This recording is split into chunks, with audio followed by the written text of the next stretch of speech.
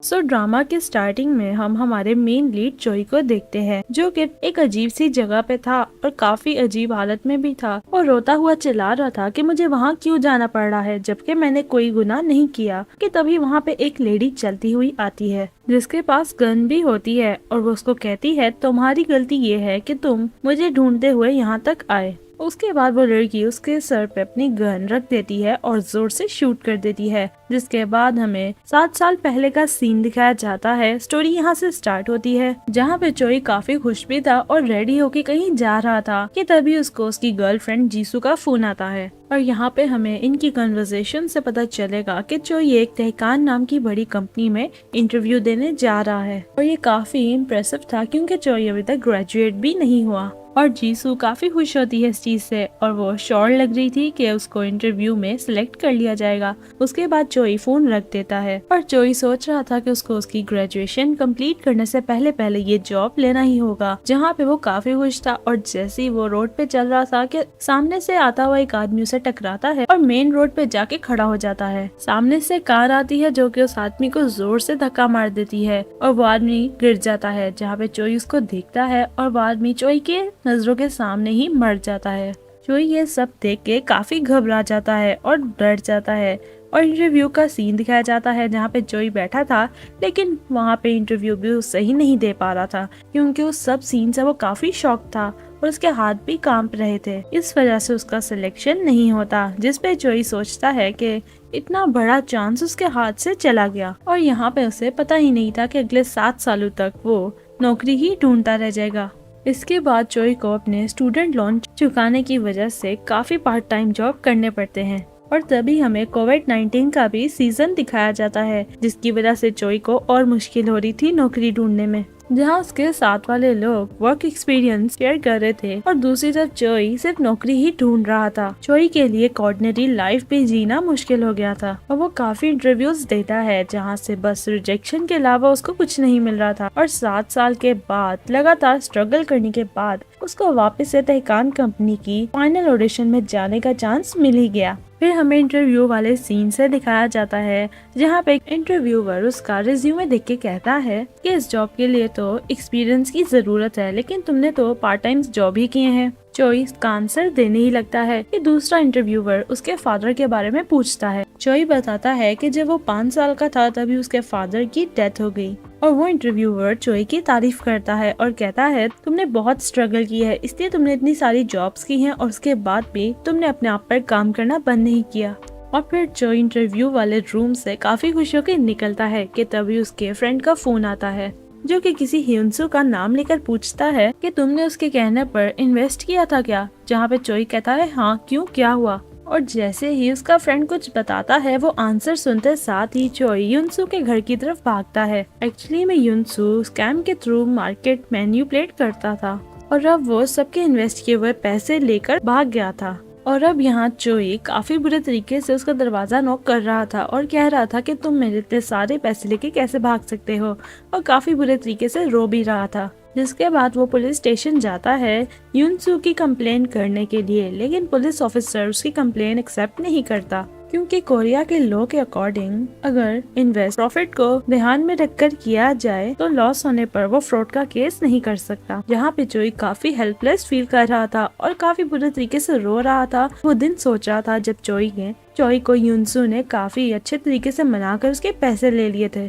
और बहुत ज्यादा दुखी होने के बाद वो अपनी गर्लफ्रेंड जीसू के घर जाता है और दूर से ही देखता है कि जीसू किसी कार से एक लड़के के साथ उतरती है जो कि लड़का उसको फ्लावर्स देता है। फिर चोई जीसू के पास जाता है और उससे कहता है क्या तुमने नया बॉयफ्रेंड बना लिया है, जिस पे जीसू इनकार करती है। चोई कहता है वैसे भी मुझे बहुत बुरा लगता है कि तुम मेरे जैसे लूजर के पीछे अपना टाइम वेस्ट कर रही हो।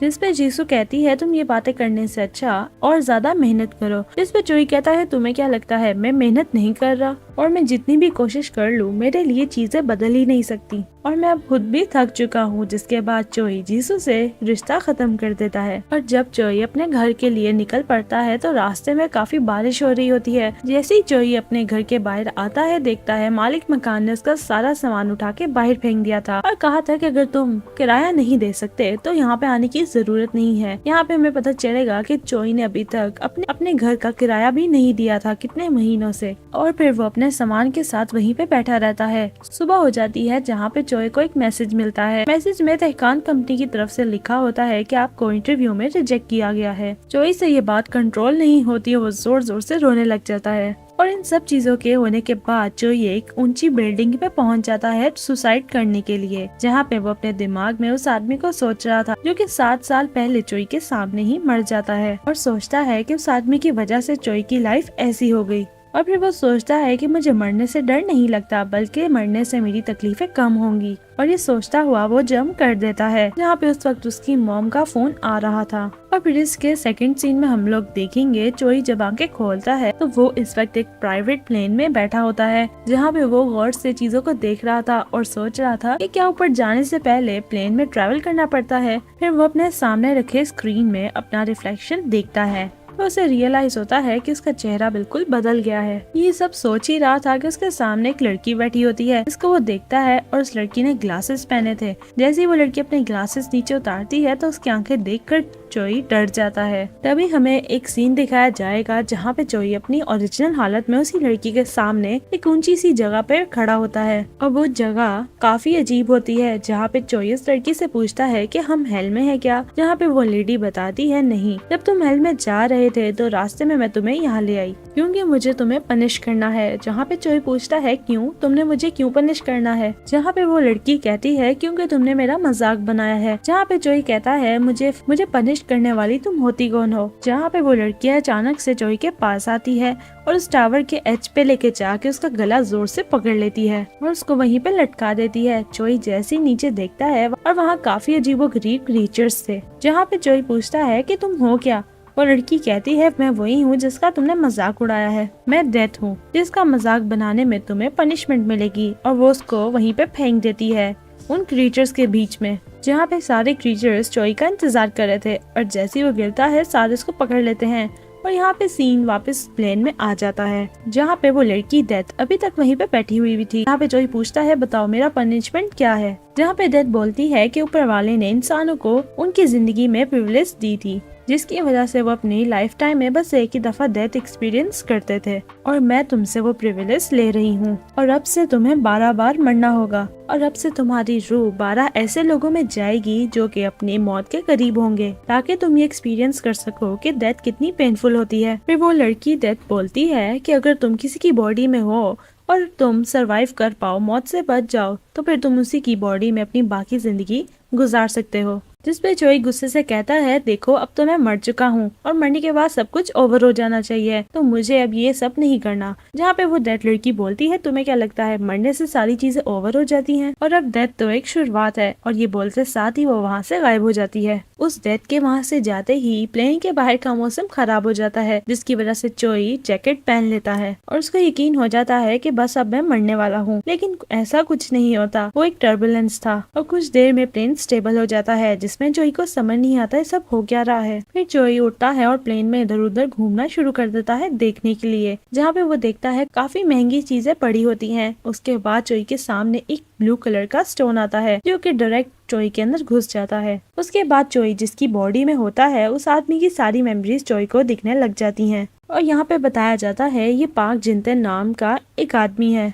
जो कि तहकान कंपनी के सीईओ का सेकंड बेटा था, और उसका बचपन इसी सोच के साथ गुजरा था कि हर फैमिली में हर बच्चे के लिए काफी फैसिलिटीज होती हैं, उनके पास पूल्स होते हैं और प्राइवेट जेट्स होते हैं। लेकिन बड़े होने के साथ साथ उसको अपने भाई के साथ हर चीज में ही कम्पीट करवाया गया था, और आखिरकार वो अपने भाई को हरा देता है, जिसकी वजह से वो तहकान का सीईओ बनने जा रहा था और अब उसको सीईओ बनने की ट्रेनिंग दी जा रही थी। और फिर प्रेजेंट में सीन आता है जहाँ पे इन सारी मेमोरीज को याद करते हुए चोई थोड़ा कंफ्यूज होने लग जाता है, लेकिन थोड़ी देर बाद वो संभलता है और सोचता है कि जिस कंपनी में उसको जॉब मिलनी थी और वो उसका सीईओ है, जिसको सोच के वो काफी खुश हो जाता है और सोचता है क्यों ना अब ये जिंदगी भी जी जाए। लेकिन उसकी खुशी ज्यादा देर तक नहीं टिकती। अचानक से प्लेन के इंजन में ब्लास्ट हो जाता है और आग लग जाती है पूरे प्लेन में, और चोई भी उस प्लेन में जल के मर जाता है। फिर वो उस जगह पे पहुंच जाता है जहाँ पे डेथ थी, और डेथ कहती है लेकिन अभी तो 11 बार बचे हैं। जैसे चोई उसके पास जाता है देखता है टेबल पे 11 बुलेट्स रखी हुई थी। जिसपे चोई पूछता है ये सब क्या है। वो बताती है कि जब भी मैं तुम्हें शूट करूंगी तो तुम्हारी बॉडी से तुम्हारी रूह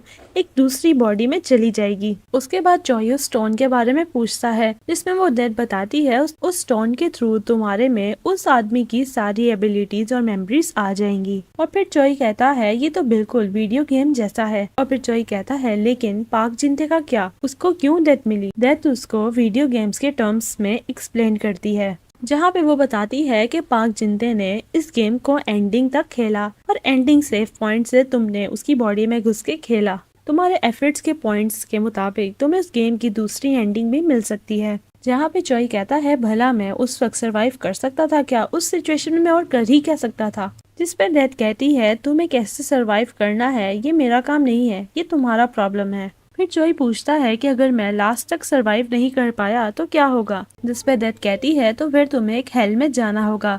वो उसको एक दरवाजा भी दिखाती है और कहती है कि इस दरवाजे के पीछे हेल है। और फिर वो चोई को हेल दिखाने ले जाती है जहाँ पे वो चीजें देखकर चोई की डर के मारे रोना निकल जाता है। और वापस आने पे वो काफी बुरा रोता है और कहता है भला मैंने ऐसा क्या बुरा किया जो मुझे वहाँ जाना होगा। जिसपे डेथ कहती है तुम्हारी गलती ये है कि तुम मुझे यहाँ ढूंढते हुए आए। चोई रोते हुए कहता है कि जब मैं जिंदा था तो तभी मेरा हर एक दिन हेल जैसा ही था और मरने के बाद भी मुझे हेल में ही जाना होगा। जिसपे डेथ कहती है तब तो तुम्हें सरवाइव करना होगा। अगर तुम अपने नए लाइफ में अच्छा काम करोगे तो हो सकता है तुम्हें हेल ना जाना पड़े। फिर चोई थोड़ा खामोश होता है और कहता है क्या ऐसा पॉसिबल है। जिसपे चोई कहती है हाँ, उस पॉइंट पे तुम्हारा जजमेंट मैं नहीं बल्कि ऊपर अल्लाह ताला करेंगे। उसके बाद डेथ फिर से उसके करीब आती है और चोई के फोरहेड पे शूट कर देती है। और फिर दूसरी बॉडी में जाते ही चोई जैसी होश में आता है तो वो देखता है कि वो प्लेन से डायरेक्ट नीचे गिर रहा है। और फिर उसे पता चलता है कि उसके पास तो पैराशूट ही नहीं है और उसके आसपास और भी लोग थे जिसके पास पैराशूट थे। चोई उनके पास जाके हेल्प मांगने लग जाता है कि तभी वो ब्लू स्टोन चोई के अंदर आ जाता है और चोई को उस आदमी की मेमोरीज नजर आती हैं जहाँ पे चोई को पता चलता है कि उसका नाम चोए जुनसुक है और वो लड़का हमेशा से एक्सट्रीम स्पोर्ट्स का फैन रहा है और 3 दफा तो उसका नाम गिनीज बुक्स में भी आ चुका है क्योंकि वो काफी डिफिकल्ट और डेंजरस चैलेंजेस एक्सेप्ट करता है। और आज तो वो जमीन से ऊपर बिना पैराशूट के 8000 की ऊंचाई से जंप करेगा और जमीन पर एक सेफ्टी इंस्टॉल किया गया है ताकि वो चोई जैसी जमीन पे आए तो उसके ऊपर आके गिर जाए। और ये सारा लाइव टेलीकास्ट चल रहा था। अगर वो आज ये कर पाता तो उसके स्पॉन्सर से उसको 3 बिलियन लैग मिलेगा। और फिर एबिलिटीज और मेमोरीज आने की वजह से चोई को अचानक से कॉन्फिडेंट फील होने लग जाता है और वो अपने आप को बैलेंस करता है और वो टारगेट भी बना लेता है कि उसको कहाँ जाके लैंड होना है। और जैसे ही वो उस नेट के पास पहुँचता है कि अचानक से उसका बैलेंस बिगड़ जाता है और वो साइड पे जाके जोर से गिर जाता है जिसकी वजह से उसकी डेथ हो जाती है। और इसी के साथ एपिसोड 1 यहीं पे एंड होता है।